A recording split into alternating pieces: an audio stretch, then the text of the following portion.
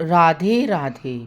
जैसा कि मैं आपको मीरा के प्रेम से अवगत करा रही थी भक्ति में, क्योंकि जब हम भक्ति ही नहीं समझेंगे, हम भक्ति जी का वो ही नहीं समझेंगे, भाव भक्ति का औचित्य ही नहीं समझेंगे, तब तक हम भागवत में प्रवेश कर ही नहीं पाएंगे। तो जो मीरा की, मैं आपको पहले भागवत जी के विषय से अवगत कराना चाह रही थी, लेकिन भगवान ने मेरे को मीरा की भक्ति के विषय से अवगत करवाना चाहा कि मीरा की जो भक्ति है, जब तक हम मीरा की भक्ति को नहीं जानेंगे, और मैंने भी इस चीज़ को महसूस किया कि जब तक हम मीरा की भक्ति को नहीं जानेंगे तो तब तक हम भागवत में प्रवेश ही नहीं कर पाएंगे। क्योंकि जब भक्ति की प्रबल इच्छा होगी हमें परमात्मा को पाने की, तभी तो हम भागवत जी को समझ पाएंगे, हम कृष्ण को समझ पाएंगे। तो मेरा स्वयं का लिखित एक दोहा कह लो या छंद कह लो, इसको मैं अपना भाव कहूँगी।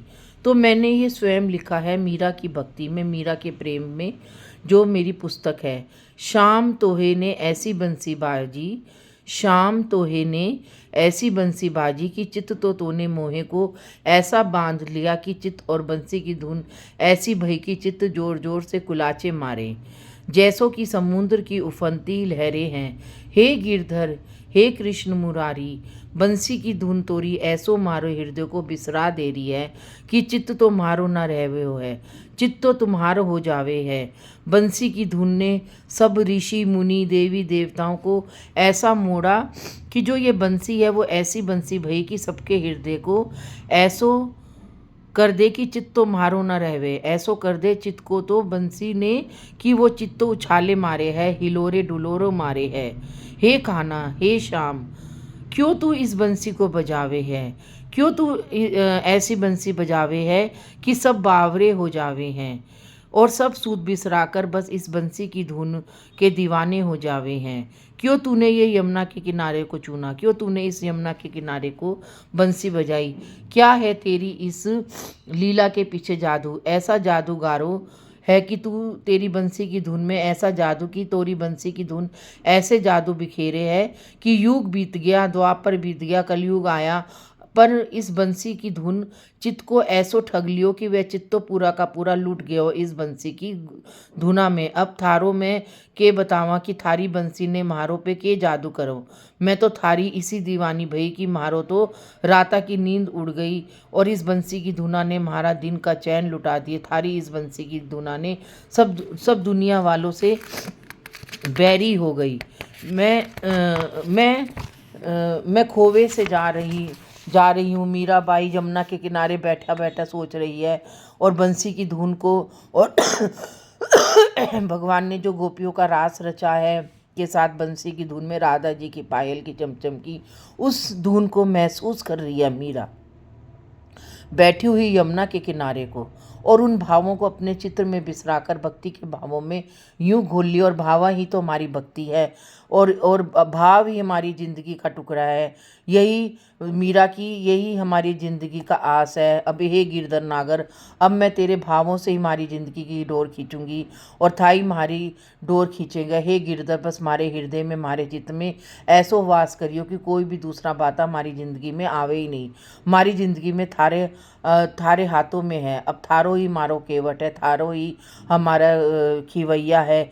हे गिरधर, अब मैं थारे चरण की रज को ही माथे पे लगाकर सारे वृंदावन में थारी भक्ति के पद गावती रहूंगी। और गिरधर, अब तू ही हमारी रक्षा कर।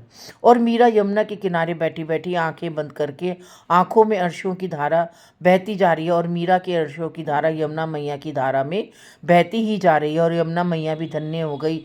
मीरा की भक्ति और प्रभु की लीला का मिलन जो हो रहा था, इस मिलन में यमुना मैया ने मीरा को आलिंगन करना चाहा और मीरा को ऊपर से नीचे तक अपने प्रवाह में भिगो दिया, और मीरा भी उस प्रवाह में अपने आप को भिगोती चली गई अपने गिरधर गोपाल का स्मरण करके, चित्त में उनको बिठाकर, और अपने नेत्र बंद करके चित्र में उनको बिठाकर बस अपने नेत्र बंद कर लिए, और गिरधर के भावों में ही भावों को बहाकर मीरा गिरधर के भावों में ही बहती ही चली जा रही है। मीरा अब पूरे वृंदावन में विचर रही है। और अपने पदों से, अपनी भक्ति से सब साधु संतों से आशीर्वाद प्राप्ति करती जा रही है। मीरा तो भक्ति की दीवानी है और भक्ति की कहानी है, भक्ति की मिसाल बनती ही जा रही है। मीरा की भक्ति की मिसाल क्या है, या मीरा की भक्ति की पराकाष्ठा क्या है? ये तो मीरा की भक्ति में क्या शक्ति है कि स्वयं प्रभु भी मीरा के दीवाने थे। क्योंकि जब भक्त भगवान की भक्ति करता है तो उसकी भक्ति को शक्ति कौन देता है? वो देता है भगवान ही तो देता है उसकी भक्ति को। मीरा एक ऐसी मिसाल है, ऐसी श्रद्धा कि भगवान भी उसके पीछे पीछे चल पड़ रहा है और अपनी भक्ति को और ज़्यादा परिपक्व, उसकी भक्ति को और ज़्यादा परिपक्व बना रहा है। भक्ति का प्रादुर्भाव कहाँ से होता है, यह भक्ति कहाँ से उत्पन्न होती है? ये भी हमारे पूर्व जन्म के प्रारब्ध होते हैं। अब गोपियों द्वापर युग से नहीं थी भगवान की भक्त। जब भगवान राम 14 वर्ष का वनवास कर रहे थे तो जितने भी ऋषि मुनि थे तो सबने उन्हें अपने साथ रहने की इच्छा प्रकट की।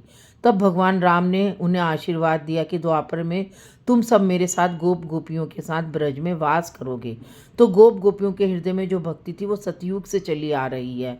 और उस भक्ति, ये भक्ति एक जन्म की नहीं होती, ये भक्ति होती है जन्मों जन्मों जन्मों से ही ये भक्ति चली आ रही है।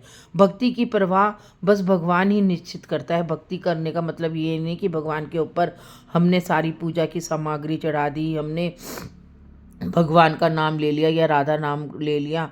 भक्ति वो होती है, भक्ति की चरम सीमा वो होती है जो हृदय की गहराइयों से होती है, जो जिसमें भाव का प्रवाह बहता है परमात्मा के रूप में और परमात्मा इतना प्रफुल्लित हो जाता है भक्त की भक्ति को देखकर कि वो भी भक्त के साथ ही रहना चाहता है। आज के लिए इतना। राधे राधे।